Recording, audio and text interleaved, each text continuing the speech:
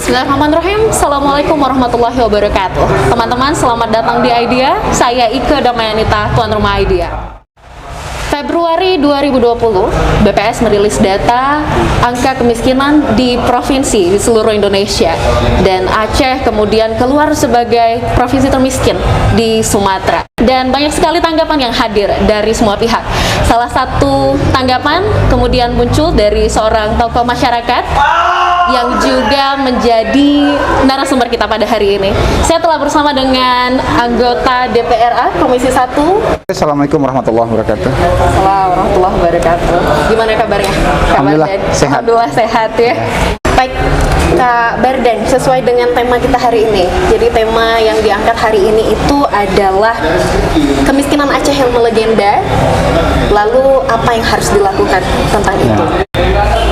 Saya pertama sekali tidak terkejut ketika BPS itu merilis data kemiskinan Aceh tertinggi di tahun 2020, Kak Bardan. Tapi kemudian saya ini terkejut ketika mendapatkan informasi ternyata gelar ini sudah disandang dari tahun 2002. Iya. Bagaimana tanggapan Kak Bardan? Yang disebut dengan kemiskinan itu adalah pertama penghasilan income generate. Artinya kepala keluarga tidak mendapatkan penghasilan kurang dari $2 per hari.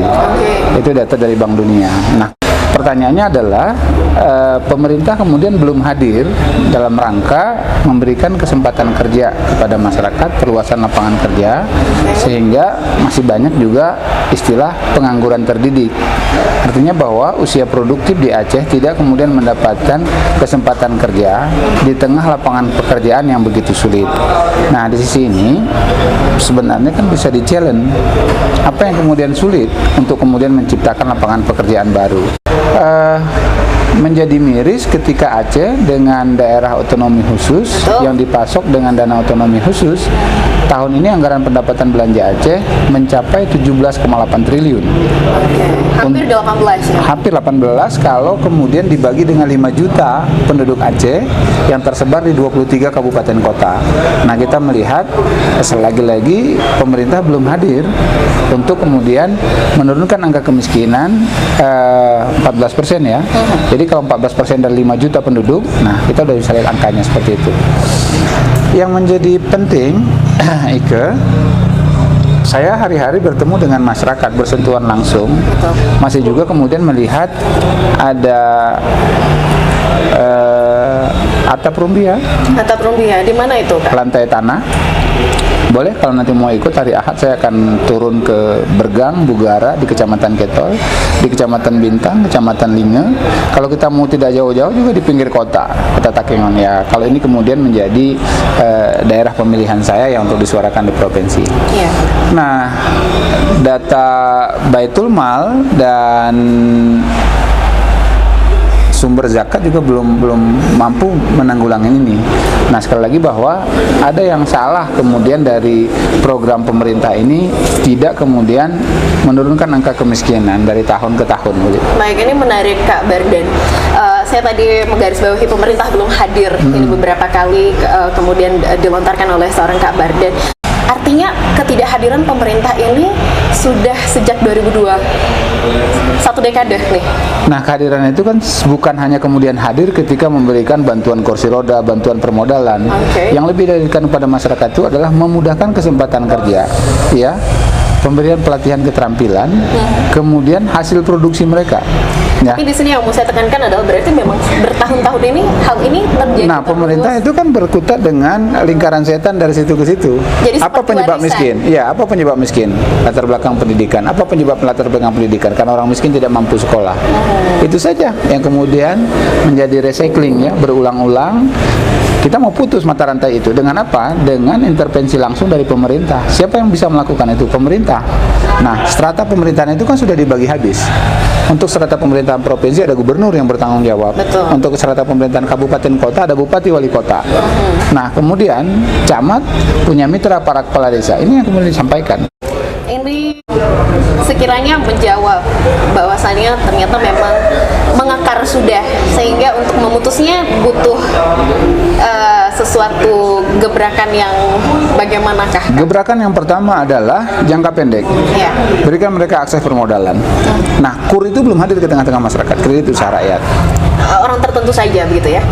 Untuk mengakses itu bukan orang tertentu, harusnya dibuka ruang selebar-lebarnya. Bagaimana syaratnya, bagaimana caranya, siapa melakukan apa, bagaimana, berapa, kapan.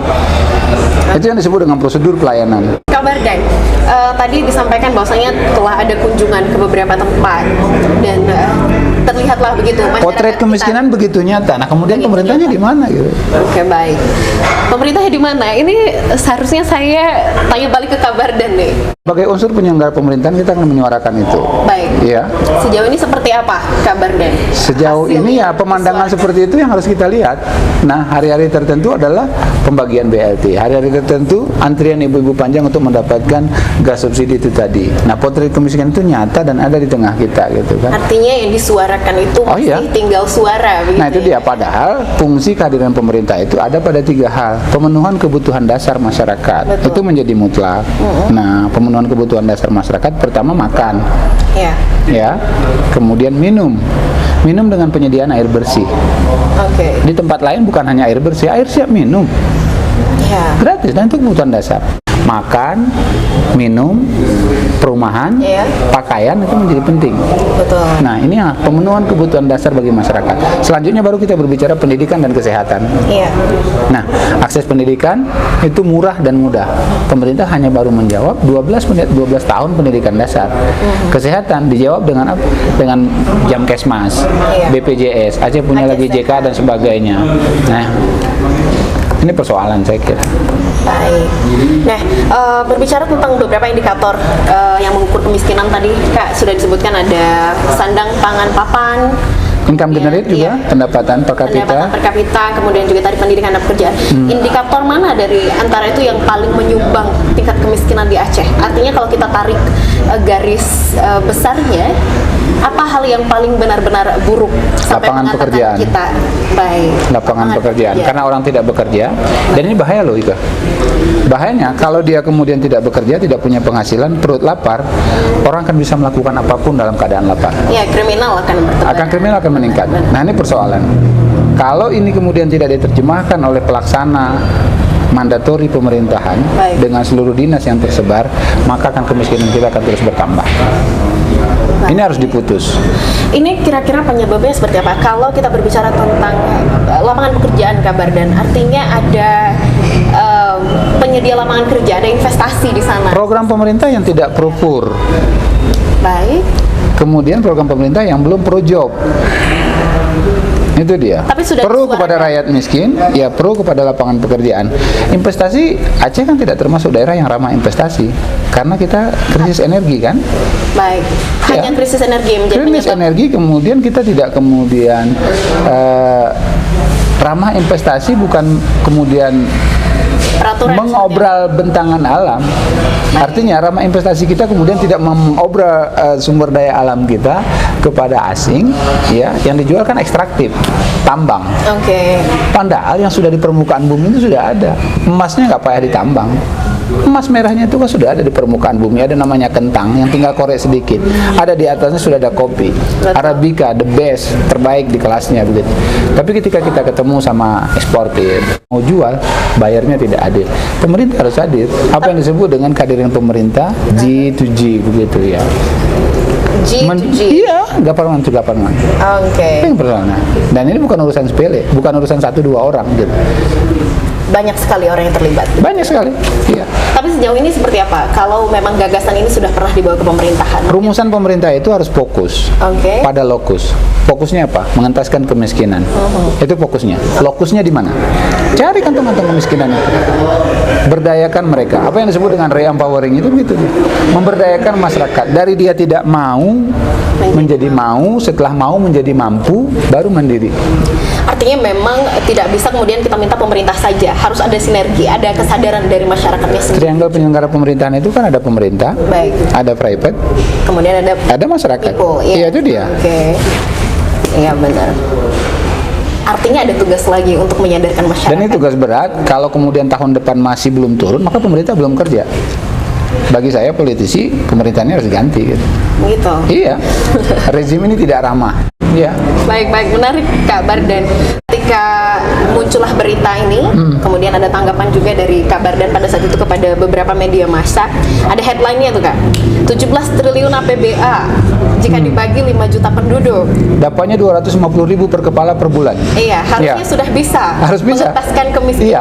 Aja begitu. Iya, artinya bahwa anak-anak itu tidak bayar uang sekolah lagi, tidak bayar biaya kalau sakit pergi ke puskesmas. Saya sudah hitung itu. Ini kan kerjaan bodoh, bagi-bagi uang. Yang ingin kita maksudkan adalah pemerintah itu bagi-bagi program, bukan beli ikan, kasih kail. Artinya fokus pada sektor produktif gitu. Itu dia. Oke. Nah, setelah masyarakat punya penghasilan, ya, dia bisa mampu. Masyarakat kan tahu beli apa. Peran edukasi kita tinggal melatih masyarakat tidak menjadi masyarakat yang konsumtif, Oke. tidak beli gitu. Baik. Nah, saya sederhananya saja ini ya. 20 tahun saya di DPR, yang saya rindukan itu satu saja. Apa itu? Ini yang menjadi belum selesai di tangan saya hari ini. Apa itu? Saya merindukan masyarakat Aceh itu, masyarakat Aceh Tengah, masyarakat Gayo bisa tidur nyenyak. Tidur nyenyak dalam hal. Perutnya kenyang, Oke. kantongnya penuh. Ini kalau kita terjemahkan, tidur nyenyak, dia punya rasa aman. Sehingga setelah badai Isya, dia bisa tidur. Ini Mbak Desa mikir lagi. Belum bisa tidur. Karena begitu bangun ketemu miskin. Oke. Nah, dia bisa tidur kalau perutnya kenyang. Perutnya kenyang, asupan gizinya cukup, nutrisinya cukup, sehingga kita tidak dengar lagi ada bayi yang hidrospelus. Oke. Hari-hari kita advokasi masyarakat dengan penyediaan ambulan gratis, sahabat Bardan Zahidi. Tiap hari. Oke. Iya, apa yang kurang dengan sumber makanan yang ada di kita? Saya ingin katakan bahwa tutit liet, dememir, taruh Jepang, ya ulung gadung. Nutrisi ya, Oh, Pak ya? iya. Itu dia persoalan. Oke. Asupan makanan gizi yang cukup, itu perutnya kenyang. Kalau kantongnya penuh, dia punya kantong yang penuh. Kalau dia punya usaha, Ya. nah bagaimana dia berusaha? Kesempatan bekerja sulit. Orientasi kerja pemerintah itu bukan buka lowongan kerja menjadi aparatur, menjadi PNS, ribet urusannya itu. Seharusnya lebih ke ya jiwa-jiwa Nah, entrepreneurship. kalau itu belum dapat, sepanjang itu saya akan masih teriak. Oke. Berarti ini Kak Bardan berencana melanjutkan perjuangannya teman-teman. Ya harus berteriak dong, karena itu saya digaji gitu. Baik. Tapi ya itu ternyata hasil teriak-teriakannya tuh nggak bisa selalu mulus. Belum semuanya dicerna, tuh, begitu belum ya? semuanya bisa diakomodir karena memang kita butuh tahapan ya. Ya, sekali lagi sepanjang masyarakat belum tidur nyenyak, perut kenyang, Perjuangan belum berhenti. kantong penuh, ya, itu artinya parlemen ini hadir gitu. Gitu. Iya. Nah, ini ada saya garis bawahi lagi nih Kak Bardan. Kak Bardan juga menjadi headline salah satu berita juga. Bahwasanya Bardan Zahidi anggota DPR menyatakan ada yang salah dengan perencanaan, pelaksanaan dan evaluasi kegiatan pembangunan di Aceh. Benar ya? Kak? Benar. Ada yang salah. Ada yang salah. Sampai dengan bertahun-tahun seperti Apa untungnya kemudian buka tanggul pemecah ombak dengan mengambil batu di gunung, ya, namanya jeti. Ketika musim hujan gunungnya longsor. Ketika air pasang, air lautnya naik. Yang untung siapa? Kontraktor. Baik, artinya prioritas tidak Prioritas itu tercover. tadi, kita ingin bahwa program pemerintah itu pro orang miskin. Oke. Ya, kemudian pro job, Ya. menciptakan lapangan pekerjaan. Jadi kita butuh penyelenggara pemerintahan yang entrepreneur. Oke. Kurang apa produk yang bisa kita buat dari sini? Artinya anak-anak, ya, anak muda dilatih itu untuk lebih kreatif dan produktif. Gitu. Saya pikir mungkin sudah ada, tapi tidak merata Kak Bardan. Kemudian pendampingannya juga mungkin kalau kita bilang itu hanya di awal. Kalau ada evaluasi, Gitu. nah evaluasinya berapa biaya yang sudah dianggarkan? Oke. Goalsnya apa? Ya, berapa orang yang kemudian sudah bisa dilatih mandiri untuk kemudian bisa punya pekerjaan sendiri. SMK kita menjawab itu. Tuh, hanya itu sebenarnya permasalahannya Kak Bardan. Saya pikir mungkin ada beberapa program Karena yang pemerintah sudah memang masuk, hilang fokus. tetapi tidak sustainable. Iya, hilang fokus dan lokusnya dia tidak tahu. Oke. Saya pernah boleh share lah pengalaman ya. Bagaimana? Waktu itu kita cerita dengan Kepala Dinas Tenaga Kerja Provinsi Aceh. Baik. Untuk mengentaskan pengangguran terdidik, dia bilang namanya jelek banget ya, pengangguran terdidik. Terdidik. Ya, dan itu istilah baku. Oke. Istilah baku di Adminduk, Administrasi Kependudukan. Betul. Bahwa Uni Emirat Arab di Qatar itu butuh orang yang bisa ngelas. Ya. Kita buat pelatihan ngelas 48 jam. kompetisi dasarnya terpenuhi, Oke. ambil sertifikasi, tambah lagi sebulan lagi, dia bisa ngelas dengan semua bentuk las. Ketika mau kirim pemagangan, Uni Emirat Arab loh, Iya. ternyata yang dibutuhkan adalah orang yang bisa ngelas di bawah laut, itu bayarnya lebih mahal. Tenaga kerja kita itu setelah bisa ngelas harus dilatih lagi nyelam, bawa lagi dia dilatih ke Sabang sama POSI ya, Satuan Olahraga Selam itu, bisa nyelam. Tapi jumlah sudah mulai berkurang. Dia mengelas perpipaan di bawah laut. Sudah dilatih, mau dikirim ke sana. Ternyata yang dibutuhkan yang bisa bahasa Inggris. Jadi investasi pemerintah itu pertama buat pelatihan ngelas, buat pelatihan nyelam, terakhir harus kursus bahasa Inggris lagi. Kenapa tidak komprehensif sejak awal? Nah itu dia, artinya bahwa kita kan harus link and match. Kebutuhan tenaga kerja itu apa? Bukan pembantu rumah tangga. Baik. Iya, itu kan jadi jongos. Lebih Iya. elegan begitu. Nah, bahasa yang kemudian dihaluskan asisten rumah tangga, padahal kan jongos, kuli begitu. Oke. Dan mereka pahlawan devisa. Iya. Artinya apa? Lapangan pekerjaan di negerinya sendiri tidak ada. Di sini berarti kan kita menyoroti kinerja pemerintah nih, Kak Bardan. Cuman Saya mau kurang pemerintah hadir. Ya benar, pemerintah hadir. Dalam hal ini saya kurang setuju kalau memang kita sorot tadi satu pihaknya saja, karena tadi kita dari awal sudah setuju ada sinergi di sana, ada triangle governance ya kan. Ya. Cuman bagaimana kemudian ada kesalahan pada perencanaan, pelaksanaan dan evaluasi, di mana kemudian fungsi pengawasan Bapak dan kawan-kawan di DPR? Nah, kita sampai dengan hari ini, ya, hari-hari kita melakukan sidak, kita pansus, kita rapat kerja, dilakukan apa hari ini? Sudah dilakukan berarti? Sudah dilakukan. Kalau kemudian sampai ini pemerintah masih terengah-engah. Kalau kemudian bahasanya sudah mengejek, sekarang kita mengajak. Ayo dong, linting baju kita sama-sama. Sampai kapan terus begini kita? Karena kalau kemudian mewariskan kemiskinan kepada anak cucu, itu menyakitkan memang. Betul. Saya meyakini bahwa kadal fakru ayakunal kufran gitu kan. Kefakiran itu mendekatkan orang kepada kekufuran. Ya, itu dia. Ini ancaman. Dan belum dinyatakan kamu beriman apabila masih mendengar saudaramu merintih menahan lapar. Itu tidak bisa. Dan ini masih diperjuangkan oleh seorang Bardan Sahidi. Dan kita punya ide untuk itu. Oke, apa itu? Boleh dibagikan? Idenya itu tadi, penyediaan lapangan pekerjaan. Ada konkretnya seperti Konkretnya apa iya. kemudian? Apa yang kemudian dilakukan oleh Fadil Muhammad di Gorontalo itu luar biasa loh. Seperti apa itu? Saya melakukan kunjungan kerja ke Gorontalo ketika Pak Fadil menjadi gubernur di Gorontalo, itu pemekaran dari Sulawesi Utara. Iya. Apa yang mereka lakukan adalah membuat peraturan menaikkan harga jagung 10 kali lipat dari harga pasaran. Oke. Hartu itu harga jagung pipilan kering giling hanya Rp150 per kilo. Dia naikkan jadi 10 kali lipat menjadi 1.500 per kilo. Ya. Dan dia keluarkan peraturan. Semua orang harus tanam jagung. Kurang dari 3 bulan, Gorontalo, Limboto, Bualemu, semua kabupaten yang ada di Gorontalo itu, ya sebelum musibah gempa kemarin ya kan, seperti hutan jagung. Mereka berantem dengan DPR. Siapa yang mau beli jagung 1 kilo 1.500? Tapi sebelum panen, dia memang seperti perang. Kampanye, bukan hanya orang kasih peraturan tanam jagung, dia kasih alsintan, alat mesin pertanian, dia kasih bibit, dia kasih pupuk, dan dia turun mengkampanyekan ayo tanam jagung. Itu pribadi? Sebagai gubernur dong. Orang kemudian komplain ini gubernur gila dan sebagainya. Iya gila. Ini extraordinary, harus melakukan apapun. Tapi 3 minggu sebelum jagungnya panen, ternyata dia sudah punya kotak dagang dengan rekannya pengusaha pakan ternak yang ada di Amerika. Kapalnya sudah mulai sandar. Ayo giling.